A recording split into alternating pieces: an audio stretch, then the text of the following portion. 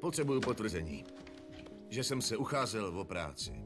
Ale bohužel, navzdory všem kvalitám, no prostě tam napište, že nemáte zájem. A já zase odfrčím. Potřebuju 3 podpisy, abych dostal podporu. No jistě, podporu. Máte v životě nějakou motivaci? O, všelijakou. Třeba tady tuhle. To je moje motivace. No, ne, že bych se nudil. Tak, podepíšete, anebo ne? Nemyslím, že vám to můžu podepsat. Proč ne? Proč?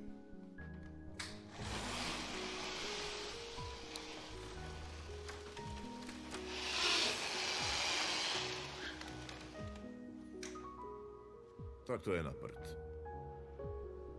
Ale musím to odevzdat a jeden mi ještě chybí.